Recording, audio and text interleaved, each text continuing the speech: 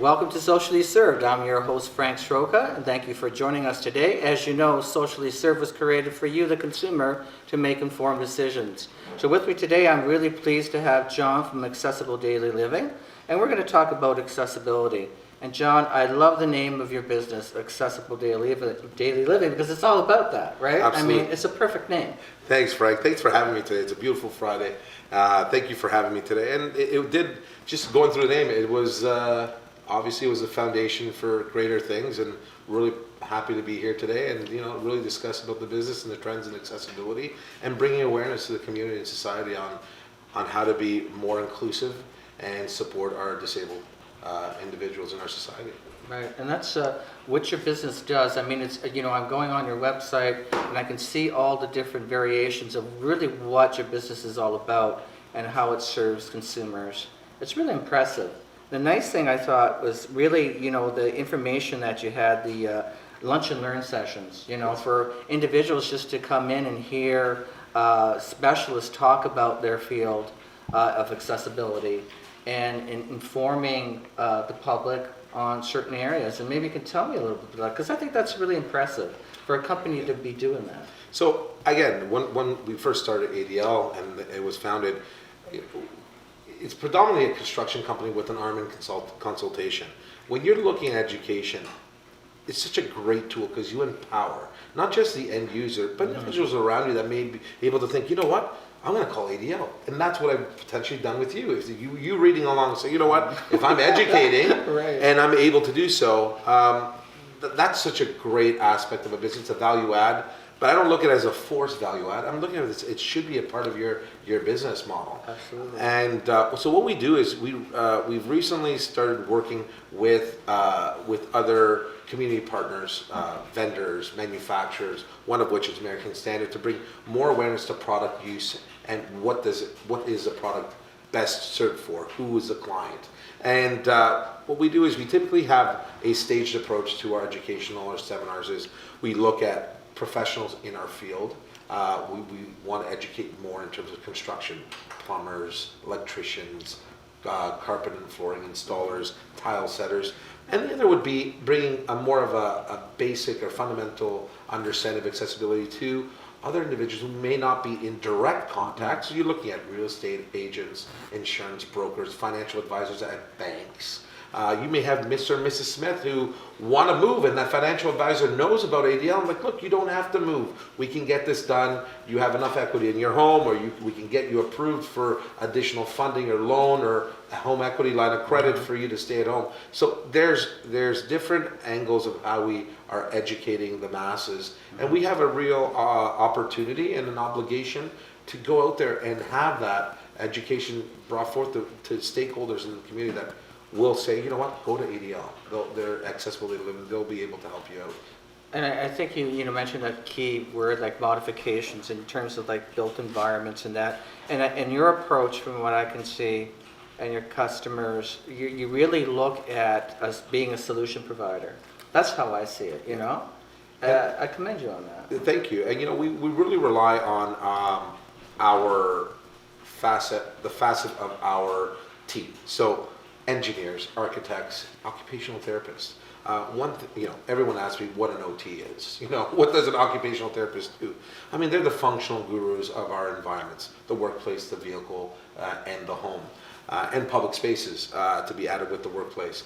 And it's really important for people who are looking at modifying their private residence is to really understand, what is it about their specific disability or impairment or level of function that needs to be addressed. And as a consultant or a contractor, I don't have the ability, and it's not within my scope, to say, okay, Mr. Smith, this is what you can and can't do. That's not what I'm obviously educated and professionally able to present to the client. But what I can do is introduce an occupational therapist. Look, meet with them, or if you have one, talk to them, see what it is, and get them involved with me, and you'll have a better product at the end of the day. Yeah, it's all about the outcome too. And talking about accessibility, and maybe we can look at sort of the term of facility audits and that type of thing. Like, what is that? Like, when someone says, I want to retrofit my business, or I want to retrofit my workspace, or I want to make it more compatible for my employees, or so forth. So maybe you can tell us a little bit about a facility audit. So they could be called facility audits, accessibility, public space audit. They're interchangeable. It really is, it's in response to the AODA, which is obviously the provincially governed legislation wanting to make our province fully accessible by 2025. And one of those facets, or one of these, is the built environment. So we look at, going in and really creating a report, doing an assessment and a report, so that our client can have a tool to say, okay, if I do the assessment today, I have 5 years. What do I need to do? How much will it cost me? And can I budget this in over a 5-year period to determine, what I need to do? And really, what we would pinpoint is the most significant and most important. And we would go down and we would give you the significance of each stage of implementation. Right. So, for instance, I would look at egress and entry. That would be a primary. If you don't have an automatic door opener, if you don't have a transition-free entry point, if you don't have a wide enough door, I would say that if you're a business, retailer, or a restaurant, that in order to engage and invite the community, that would be a first step. Right. And then you would look at flooring, you would look at bathrooms, you would look at lighting, you would look at signage, very, very important, that most people forget. And so we would give you an outlook and really a tool to be used over the course of time, so that when 2025 comes around, you're not waiting there and saying, oh, what do I do now? And the whole thing is, unfortunately, we're a reactionary society, right, and we're not preventative, and we're not forecasting as much as we should. By providing this tool, it'll allow you to forecast and give you the tool to move forward and to better serve and better be prepared for the needs of 2025. So you kind of prioritize sort of the stages of the implementation. Absolutely, great term. Which Priority is, key. yes, which is important. And often you may see, and I'm just kind of relating to maybe a story that I once mentioned to me, was interesting with a sort of a hotel chain. Well, we were not going to discuss who it would be. No. But I found that such a fascinating story, and I'm going to kind of share that. Can I share that? Absolutely. Okay. So you were telling me, there's this specific hotel, and they thought, okay, we're going to go ahead and make our hotel accessible. And I guess they did their best. They had the best intentions to do so, but they really didn't have someone who had maybe mobility issues or disability issues go into that hotel. So maybe you can, do you remember that story you told me? So maybe you could tell our viewers a little bit about that. It's interesting. The unfortunate circumstance there was a two-part access. So the individual got compensated the room by a third party. That third party obviously contacted the hotel. The hotel had a certain definition for their hotel room. So the concierge front desk, it's not their job. They'll go down, we needed a room for accessibility. So they Right. found it first available. We want Falls View, kick whatever it was. I'm probably giving way too much information right now. I want a good view of whatever the outlook is. And from that point on, it was obviously a room that met a certain classification of accessibility or need for a disabled individual. They did a great job for X category, but this individual requiring an environment where it would be wheelchair friendly, they didn't meet or they didn't come up to snuff. Now, did they have rooms?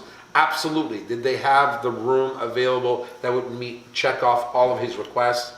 Proper view, located on this floor, on this wing?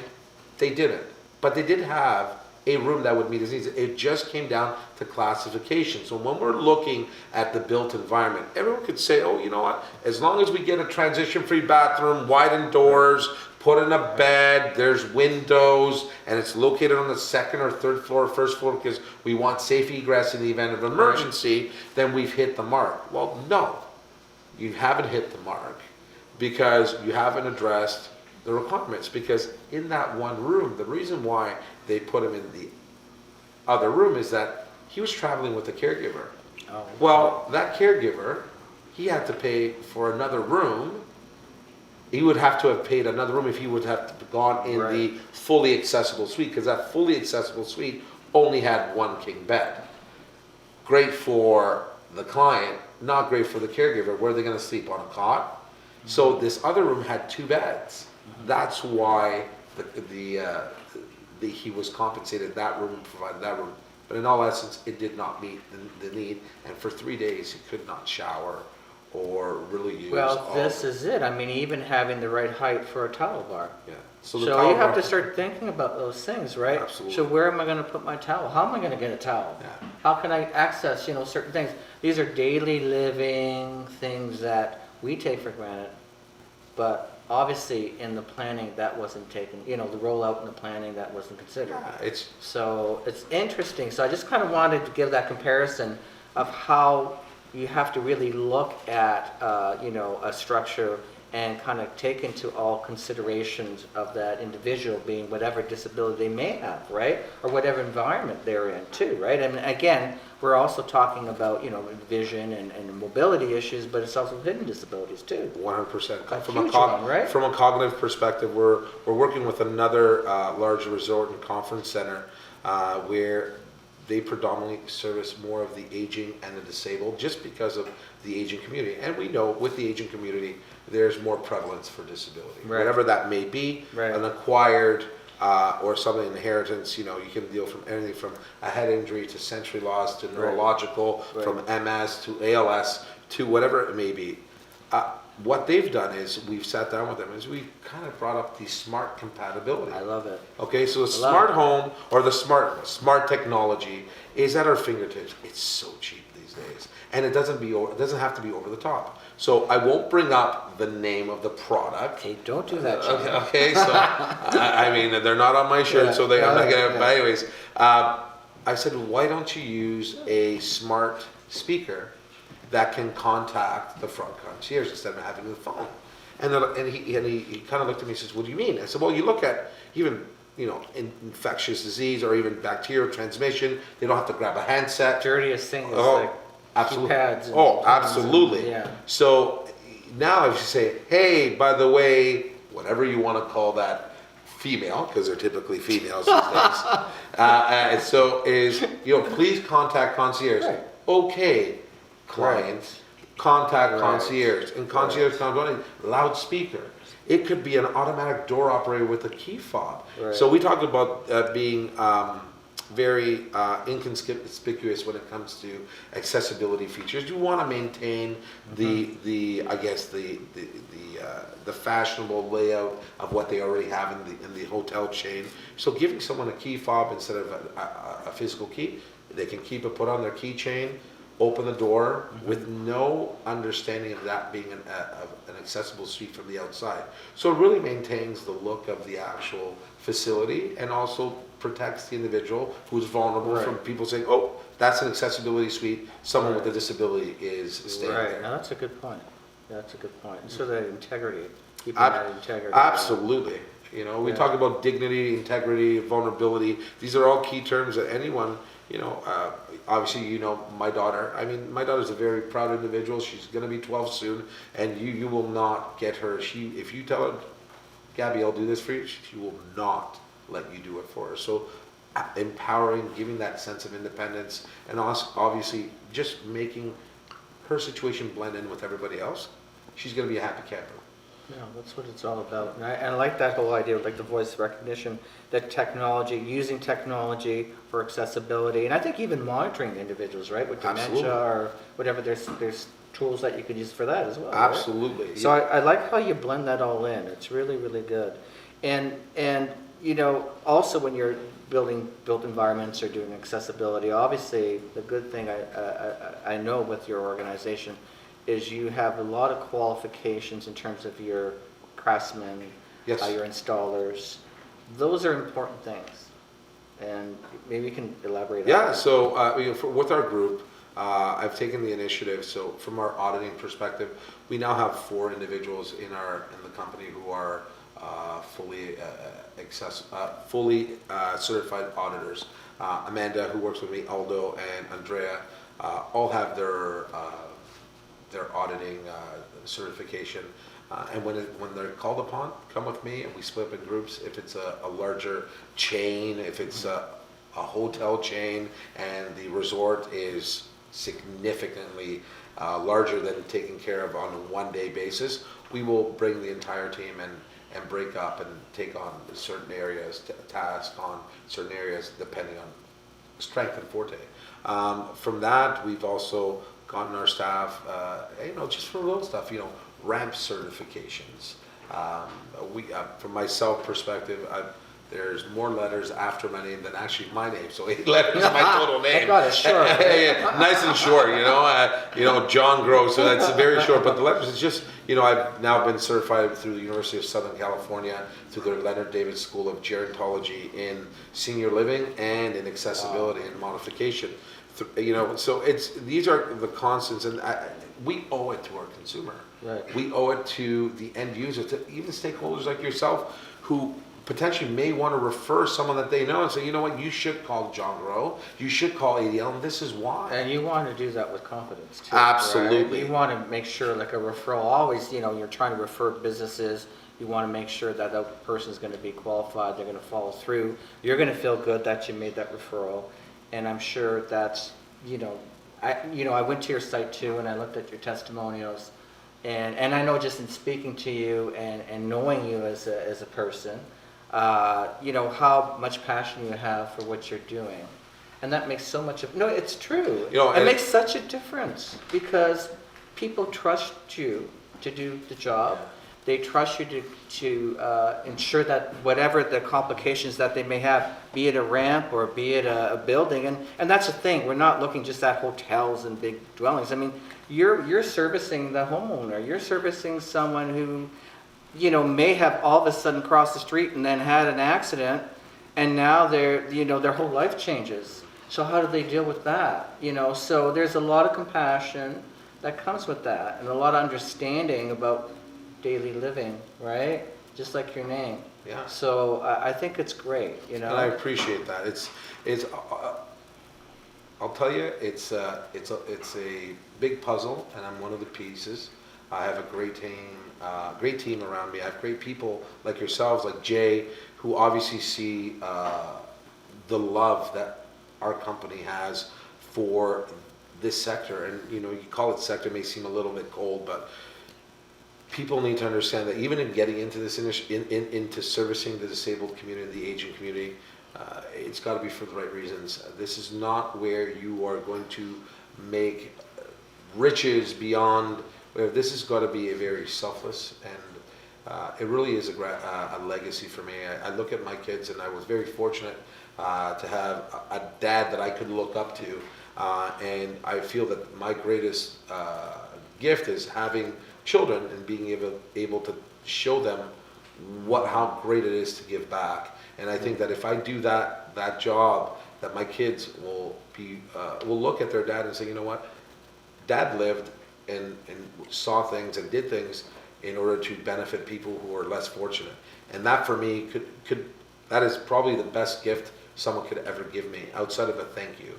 And I think that those are a couple of things that really put a lot of fuel under me to really push forward and be considered a leader in this field. And it hasn't come with with its trials and tribulations, but that's life. And really, you gotta motor through. You gotta be persistent. You gotta persevere, because there's people out there looking for you and looking for me in order to support them. And we gotta be ready, and we have to be willing, and we have to be open-minded about every little thing that we do.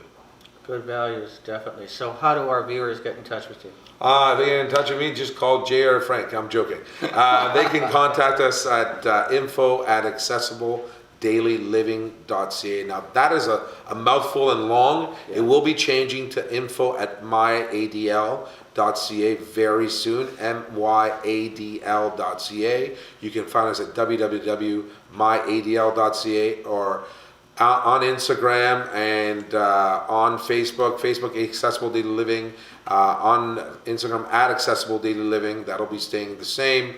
Twitter, Living ADL, if I'm not mistaken, or you can contact us, a vanity number, 1-844 ADL Corp, CORP, ADL, obviously for the short form for our name. And yeah, you can contact me if you put a John at Accessible Daily Living. Unfortunately for my wife, I respond 24 hours, 7 days a week, 365 days a year. That's my commitment to you, Frank, and everybody else here at the Disability Channel. So we're going to put that all on the screen, okay? So the editor is going to have quite the job. I'm telling you, absolutely. right? I can repeat it again, but probably you won't hear my voice okay. John, it's great chatting with you. As and always, it's man. wonderful having you here. And thank you for joining us on Socially Served. And to our viewers, thank you for joining us. I hope you learned something today. I know you did. And we'll see you next time at Socially Served.